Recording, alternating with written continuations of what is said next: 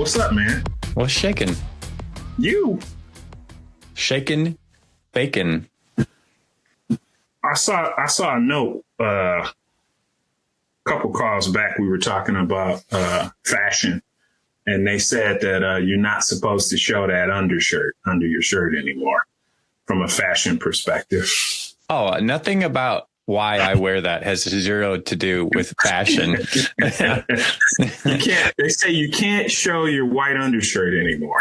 They can go to hell. So here's the thing, right? For those that don't understand where we're coming from, in the military, it's all about Navy. In the Navy specifically, but all armed services in America, it's all about, going to boot camp and doing certain things a certain way. And it's a game, right? And everybody talks about, oh no, and you're giving yourself, it's just a game that you need to learn to play. And part of that game is having like your shirt lined up to your pants, lined up to your belt buckle, and having your all of the layers the perfect way. And I was really damn good at that stuff. That was like I realized that it was a game very early. And you played it. And I played it well. But they played me a little well, too, because that stuff stuck. And it got to a point where I feel uncomfortable if I have like a button up shirt or even a polo on without an undershirt underneath. So that's like your undershirt whoopee. Yeah. Oh, and that the reason why this is relevant now is because you are not allowed to wear a V-neck T-shirt. No, it had to be a crew neck white undershirt in the Navy. And so that's why I'm like, I don't care. I'm not wearing a V-neck shirt because it's still that's bad. Bad. Anyway, now we can move on. But that was helpful information. Yeah, I'm sure we saved some lives with that. Your undershirts. So let's talk about work stress, man. Let's do it. It seems like historically there's always been stress associated with work, right? Oh, yeah. All the way. Forever and ever. But since COVID, it just seems like it's just bubbling over. Why has it ramped up? I think people had the game not figured out, but they had a path to some level of success, right? It's like, okay, work is work, home is home. Things are okay. COVID effed all of that up and just decided you can't go to the office. You have to, depending on your job role, right? Obviously this isn't for everybody, but for the 9-to-5ers who are going into a cubicle or an office, all of that got mushed together. So work-life balance, people completely forgot what that even means. They just basically were living like hermits in their spare bedroom at home that they had turned into an office. And they forgot, like, oh, I can leave at 5. Oh, and I'm here, I'm doing this. And that went to hell. And people have not remembered to get back to whatever level, how dysfunctional or functional it was of work-life balance. And so stress is off the charts lately. It just seems like it. And you know what else? You talked about the work-life balance, how long the days are. Yes. I mean, I can remember when people would say, oh, no, that's too late for you. Right. Right. That was a pre-COVID thing. Oh, well, that's 5 o'clock, California time. Nah, it's like they'll put that in your calendar.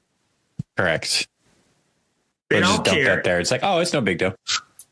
And I think the other thing it did was you can't work. You can't be on calls from 8 a.m. to 5 all day. No.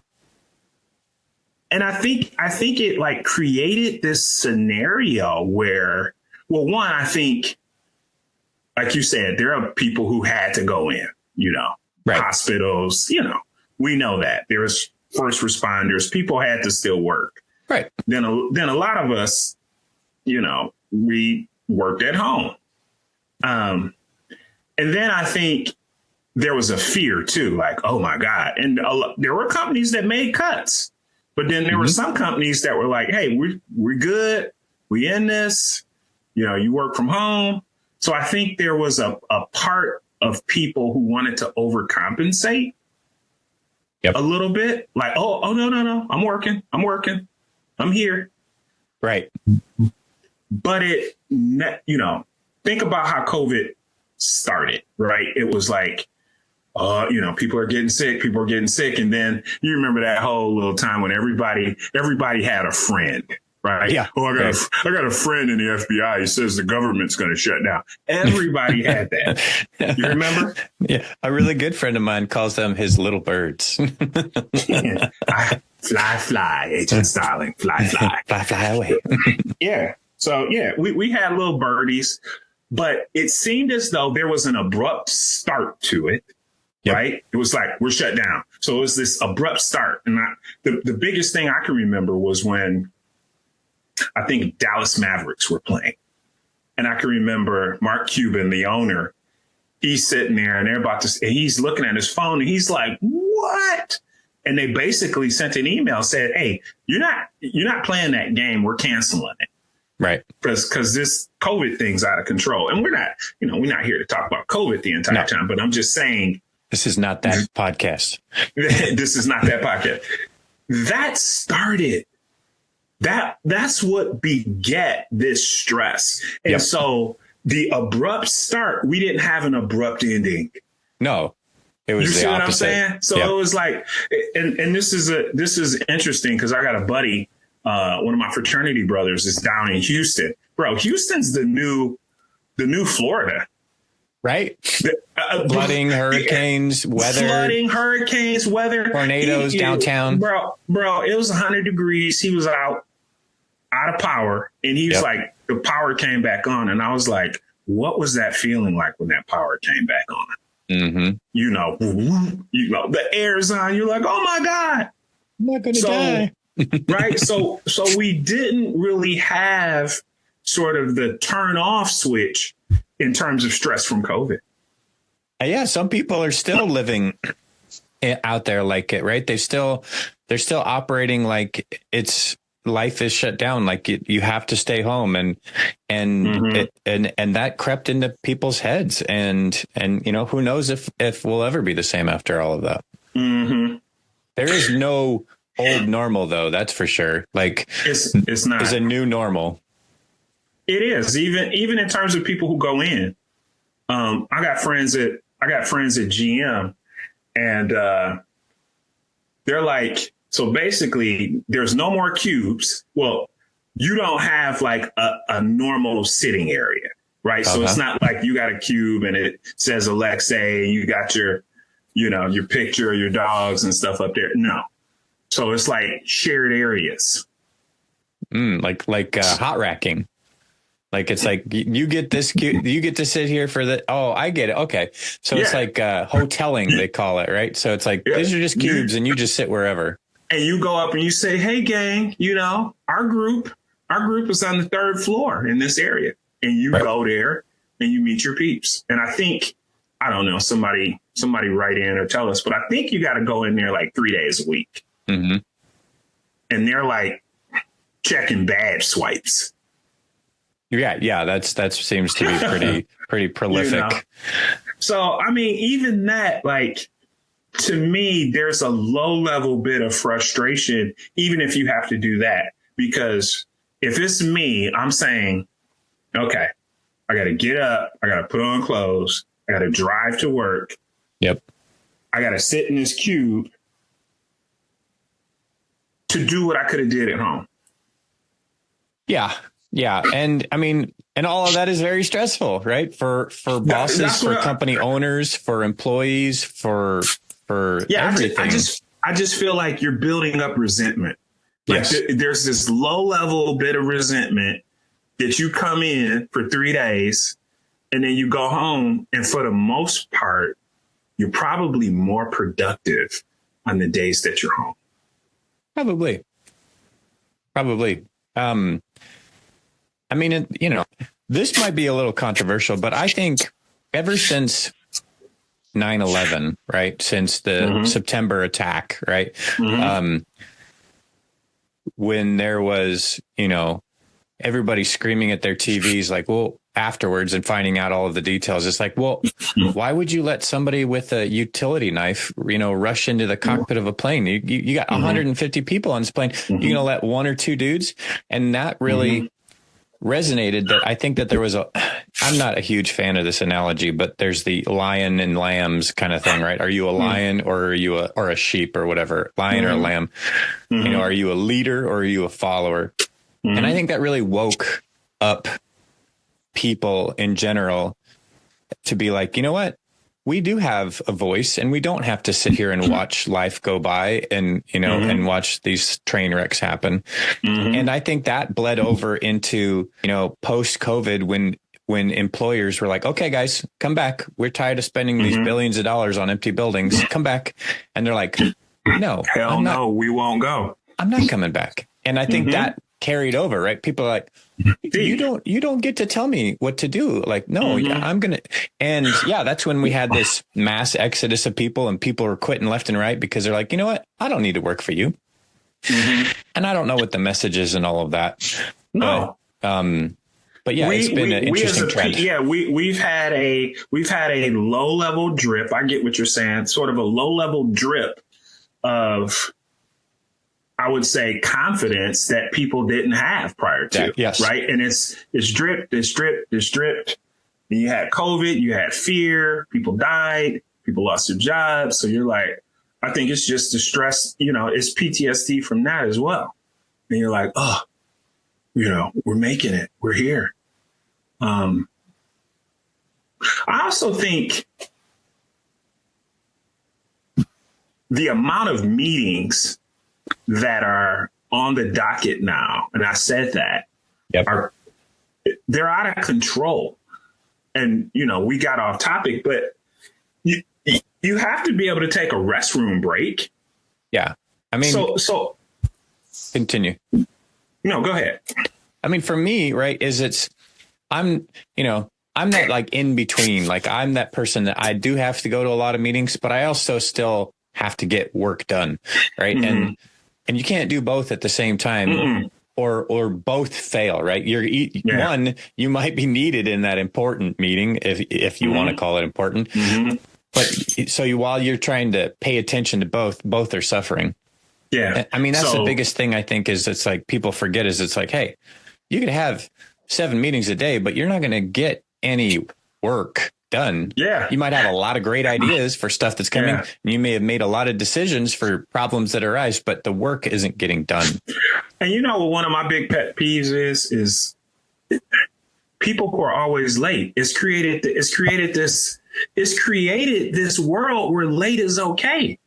I hate it so bad. And me, I'm like, listen, when we're getting 10 minutes, I'm telling people, hey, and I hate using it. Hey, gang, I got a hard stop. A hard stop. I got a hard stop, right? All of this corporate lingo. Got a hard stop, gang. But I tell people I got a hard stop because somebody else is waiting on me. And you've got these people who have lost, conceptualization of time, because when you were in person, right, you might have a meeting on the 4th floor. You got to give yourself walking time. Yep.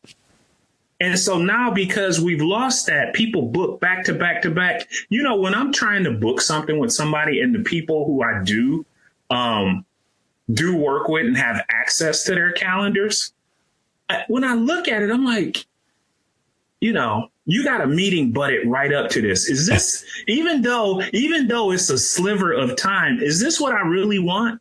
Right. Yeah. When you look at busy people's calendars, it's like, is all of that, are all of those meetings? When are you going to pee? Is there room for a bite in there? Right.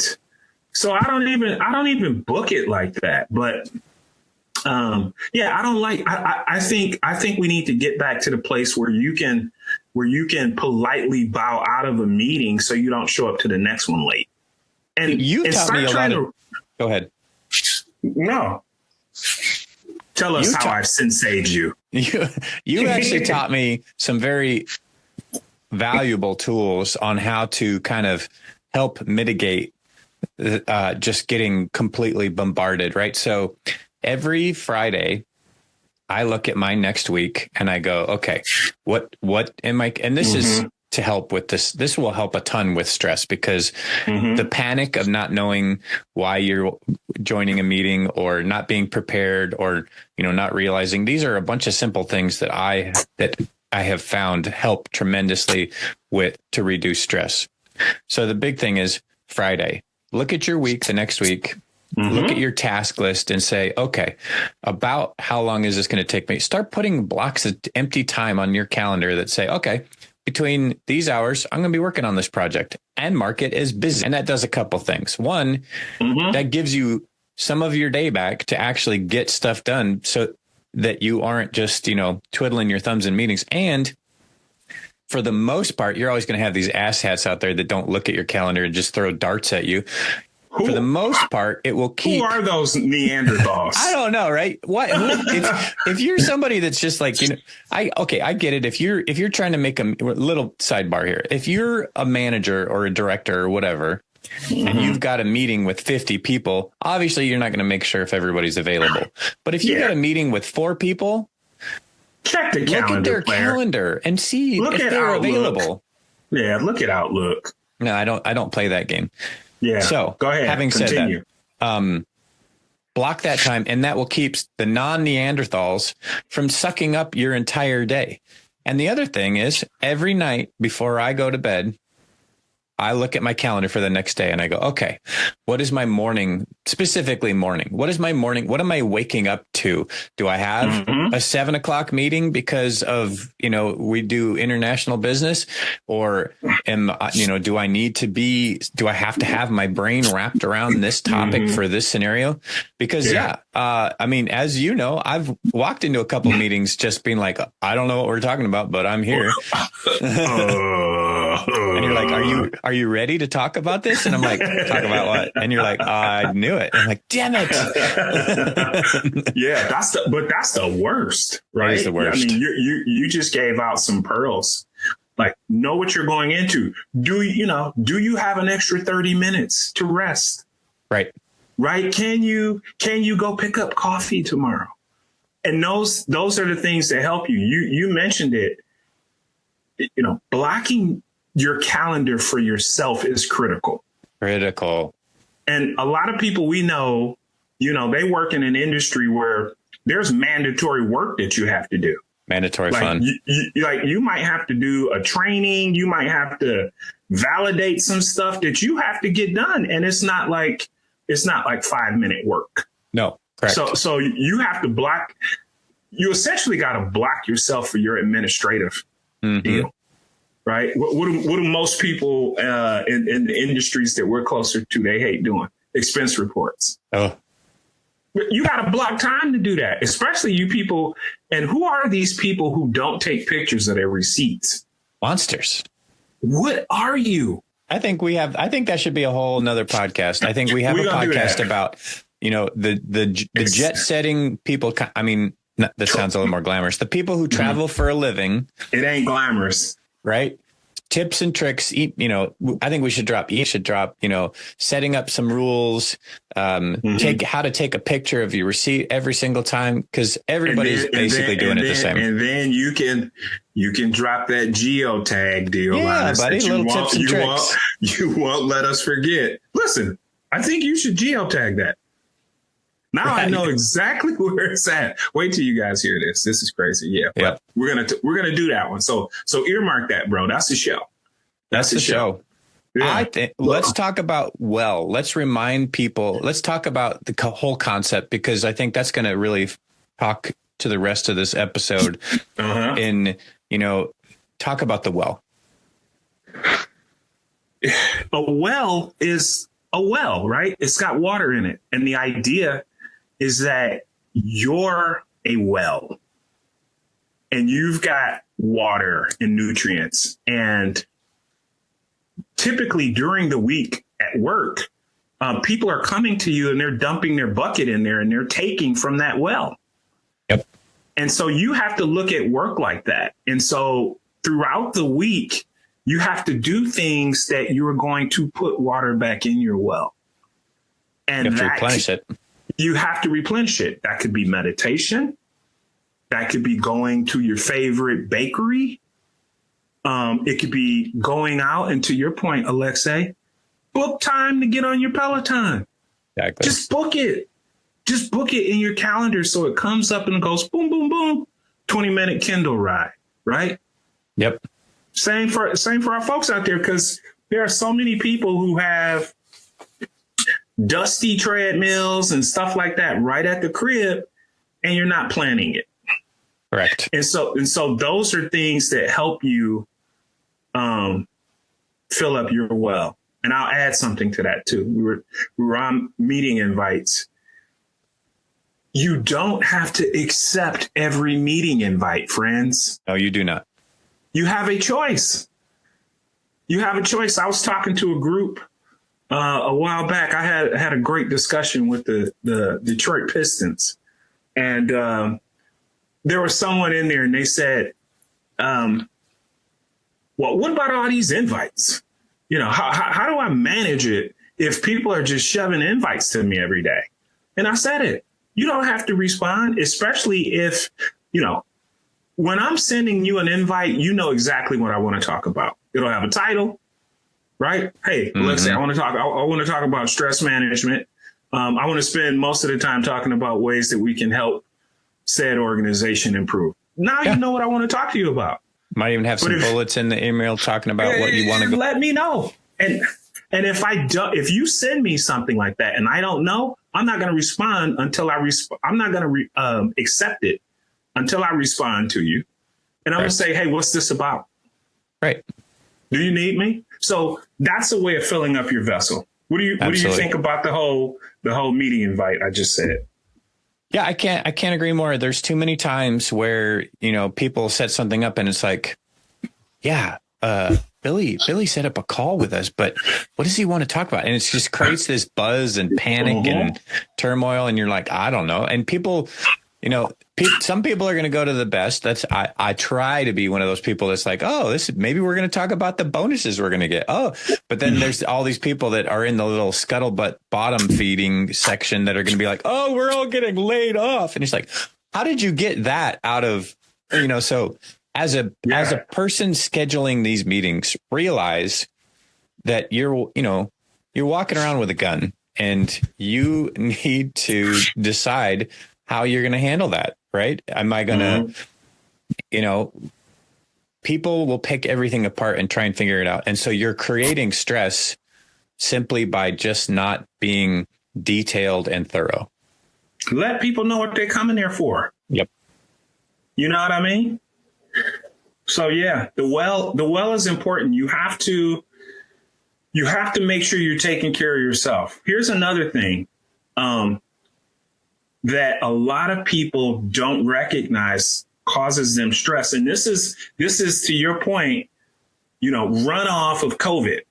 Right. So COVID happened. Everybody wanted to meet. And then what was the push? Turn your cameras on. Hey, everybody, Can I have you turn your cameras on? Now, me and you, we're camera on people. Yep. You know, but because we look good. No, just kidding. Hey, yeah. But a lot of people don't recognize that the camera brings stress. Ton of stress. Okay. And a ton of studies have shown that it stresses women out more than men. Obviously, women are sometimes more particular about how they look. Mm-hmm. Makes sense. And then especially if we've created this home life, right? We've created this workplace, you know, I might have just dropped 2 kids off. I might have left Pilates and all of a sudden I got a call and I don't have any makeup on. Right. So the point is, for me and a lot of people, I see it because I get on calls with people and then my stuff pops up and they go, oh, no, I feel bad. I'm not on. And I'm like, I can hear you.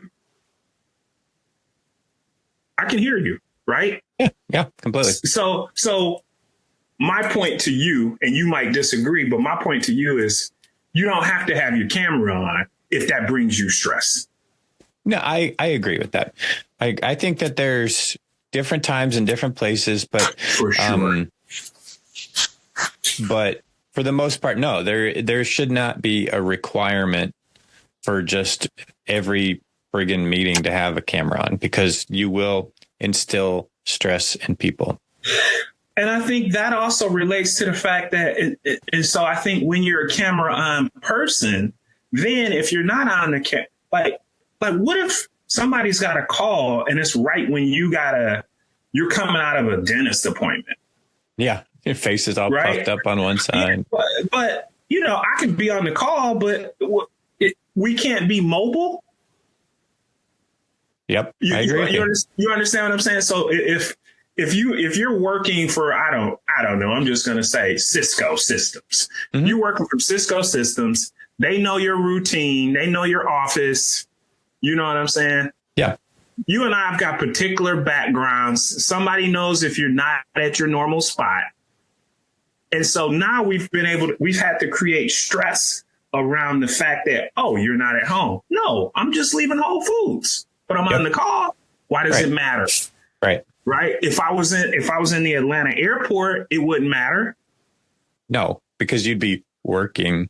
Right. You feel what I'm saying? So I think that's another part of stress is all of these apps work on your phone, right? Zoom, Teams, all of that stuff.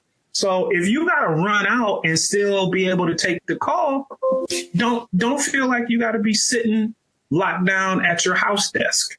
Right. To me, it all boils down to what I would like to pivot to next is consistency, right? So part of that magic that comes with what we were talking about, right? Looking at your day, looking at your week, looking at what's going on. Consistency. So small secret, I have distraction issues, and inconsistency has been a big struggle for me. And so getting in routines, and I have found that the amount of routines that I have are so cathartic and so aligning. And it just kind of, if you look at something that's a mess, right, just instantly, that's just stressful for your brain to look at that and go, that's all out of shape, or that's all not lined up, or, everybody's got a little bit of OCD in them, and they want things to be neat and orderly. Sometimes it's just too overwhelming to get there. So having rules, right? Like, okay, I'm going to ease into the week. Monday morning, I'm going to block the half of my Monday. I'm not going to let anybody get on my calendar. I'm not going to accept any calls before, say, noon or 1. And I'm just going to ease into the week. I got this backlog of emails that maybe I need to do, or I've got to get prepped for the rest of the week. Don't jump into the week right into the deep end and think, oh, this is great. 8 a.m. 8 a.m. on a Monday, you want to be talking to some asshat. No, bro, that's the bee's knees, which you just said right there for people.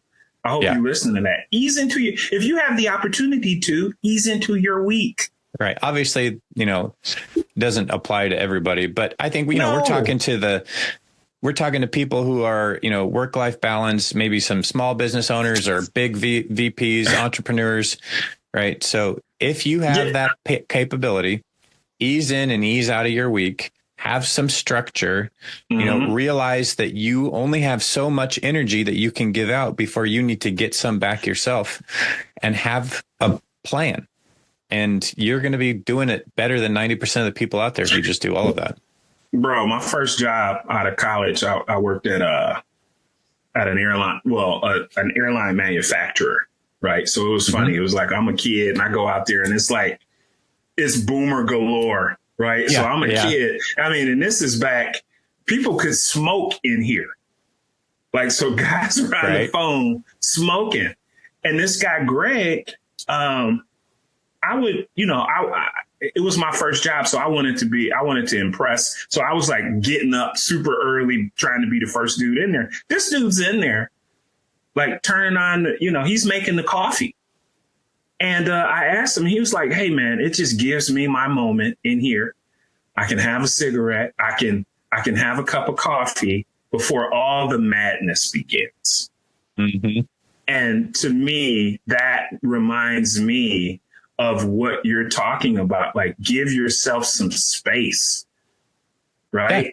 Have a smoke break once in a while. Have a smoke break, whatever it is. Have a walk break. Iced tea break. Yeah. And to your point, right, I'll add to that. We talked about you don't have to answer everything. Allow some stuff to go to voicemail for people that call. Let me ask you something. Do you leave voicemails? I do not. That's bizarre to me. I'm like, who's leaving voicemails? Yeah, I don't. That seems dead. So walk me through your process. One, for the most part, I don't even just call people out of the blue. Yeah, you're a master at that. You have the perfect scenario of like you won't even blast something without being like, hey, I haven't checked in with this person. I have no idea how their day's going. Hey, happy Tuesday. How you doing, man? How you doing? Good. Ease How into you it. Wait for a response and then be like, hey, bro, you got 5? Let me know when you got 5. Let me hit you up. That cuts down on so much stress. But there are some people who just go right in, and I don't know what you're doing. Right. So I am guilty of that once in a while because I just am like focused. I don't want to forget. So I'm like, hey, how are you doing? By the way, sometimes your shit is on fire. So you're like, you are not wrong. Yeah, that's great. But yeah, I don't. So I'll text, like, I'm a text first person. Text first. Correct. Text like, hey, you got a minute? And then that way we don't play this back and forth. You know what I mean? Right. It's like, in 20, I'll have 5. Okay, bet. Exactly. But the other point, give yourself 24 hours. You don't have to respond immediately. Correct. Definitely to an email. No. Right. And a lot of times, what's the big deal? Somebody sends an email, it pisses you off, you're ticked off. You're like, worst time to respond. Worst time to respond. Don't do it. You say something you regret. Give yourself some time. A lot of, you and I work on a project or work on something, and then we'll sleep on it and we'll be like, what were we talking about? Like, what was this? Fresh set of eyes never heard anything. Even your eyes help it. Yep. So, you talked about the well. One of the biggest things that I would say has helped me over the last definitely 15 years is meditation. Absolutely. I was hoping you were going to get there next. Oh, man. It's and a lot of people don't do it. People think it's just you gotta push coffee down. You gotta like push through it. You can't show signs of weakness. There was a training we went through and it was great. And I'll tell people this. There's it's a psychological piece about work that we do that we can't show weakness, right? Nobody, men, women, you name it. You can't show weakness. And so you can't show frustration. In the training I went through, they talked about being in the box or outside of the box. Yep. Right. And essentially in the box means that you're like kind of cornered. Like I'm jammed up. I'm in the box. So let's just say I got a headache. Let's just say I'm frustrated. Let's just say I'm a little bit overwhelmed, but I don't want to tell you all of that.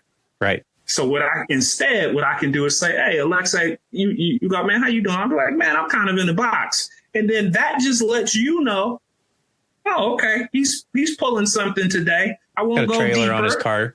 Yeah, he's got something hitched up. Yep. But okay, that helps me to know. And it's not like, oh, all into your personal details. Yeah, we're still humans.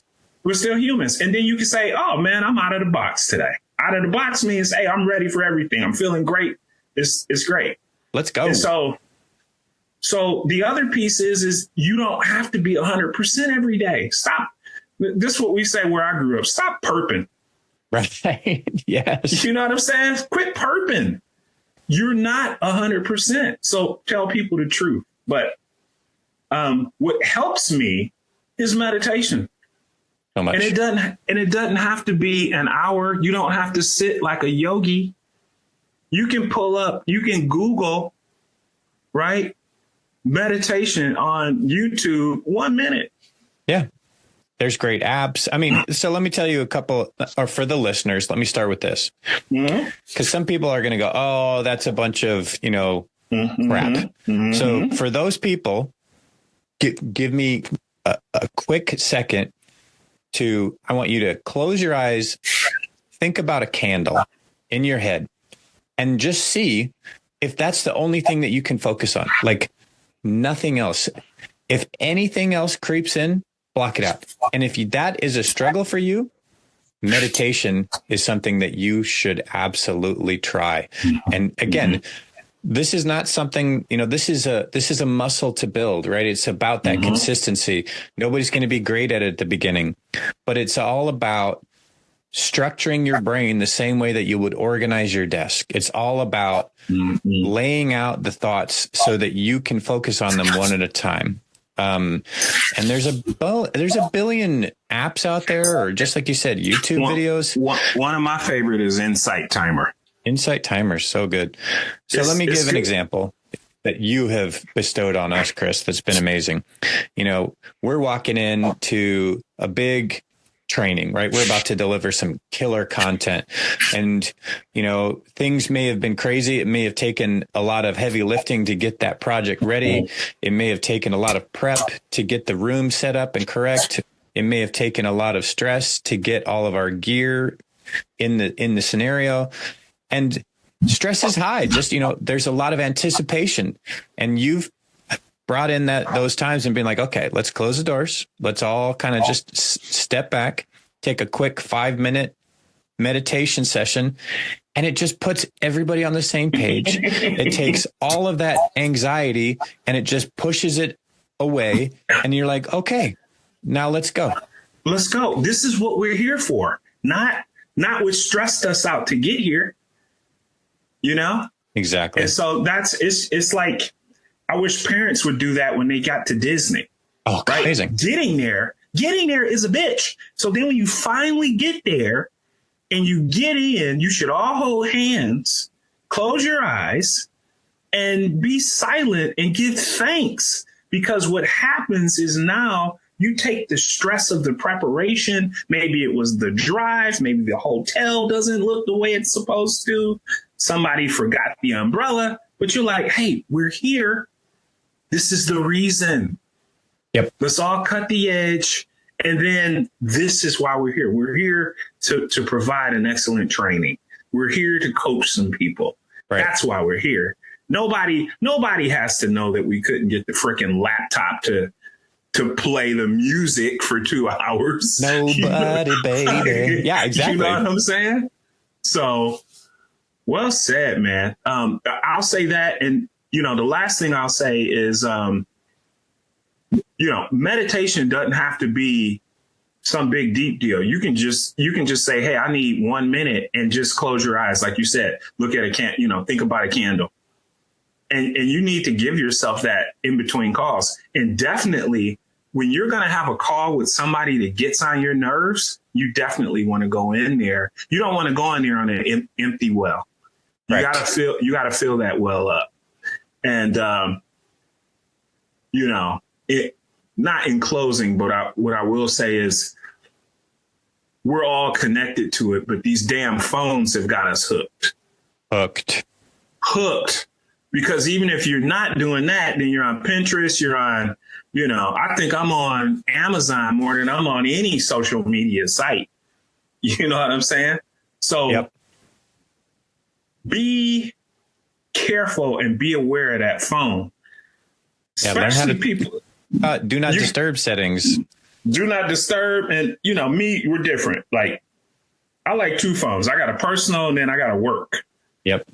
right? That's me. And some people like to keep it together, but I'm like, that work one, I can go put it away and then I know it's away. And then my personal, but the problem is when you got work people that got your personal. Correct. That's the killer right there. That is the killer. But put that phone down. Yep. Put the phone down and it'll cut down on your stress, really. I mean, and for those people that struggle, right? Like if you're somebody's like, oh, I don't have time, or, realize that you're not only doing it for yourself, you're doing it to be the better person for everybody else too. Because maybe you're not self-driven or self-motivated. Realize that by not being present, by not being clear, by walking into your next meeting and still having baggage and some luggage from that previous meeting or previous trauma, you're not being your best for them either. So it's you want to be your best for yourself first, but you're also doing it to be your best for other people as well. And so maybe that's the motivation, because some people are like, I won't do that for me, but I'll do that for them. Mm-hmm. Well said. You ready for some this or that, Kris? I'm always ready for this or that. This or that. This or that. You go with this, or you could go with that. Go with that. All right. What's that? That was Black Sheep, wasn't it? Yes. It was. Yes, it was. So for those, this might be a little bit stressful, might cause a little bit of discomfort, but we're okay. Wouldn't be prudent. Toilet paper roll. Mm-hmm. Is there a certain way it has to be? Does it need to go over or under, or you don't care? I'm a wipes guy, bro. I don't even let the toilet paper hit me. I meant on the roll. It don't matter to me because I'm the wipes guy. Yeah. Oh, you're a wipe. No. You don't even. Wipes. I'm a bidet guy, bro. Same. Bidet and gotta have wipes. I can't have anything. I can't have that rough paper. But to answer your question, yeah, it should be over. Right? Exactly. Not under. But when I was in college, I would just throw it on there anyway and sit it on top of the bar sideways. Sit it on top of the other one that was sitting on top. Yeah. Yeah. I have traditionally thought anybody that did it under was a monster. And then the other day, complete psychopath. And although the other day somebody explained to me, and I was like, oh, I never looked at it that way. They're like, hey, we have cats. And if you have it over. Oh, they'll just wheel it all the way down. They'll hamster wheel it, and you'll have a whole roll of toilet paper on the ground. You'll come home like, Mittens, you promised. Promised you wouldn't do that anymore, Mittens. You promised, Mittens. That was a good this or that, bro. It was a fun one, huh? Yeah. Well, listen. This was a good discussion. And for my folks out there, first and foremost, we appreciate you listening. Wherever you're listening at, make sure you give us a like, subscribe, and most importantly, pass this along to a friend. We're growing. We're getting bigger. And, that's going to help us with the show. So make sure you subscribe, like, and next time somebody gives you their phone, you go in and subscribe to Inner World That's for right. them as well. You know what I'm saying? Just start grabbing phones and putting it in there. Share the wealth. Appreciate you, my brother. Appreciate you, my guy. Peace. Peace.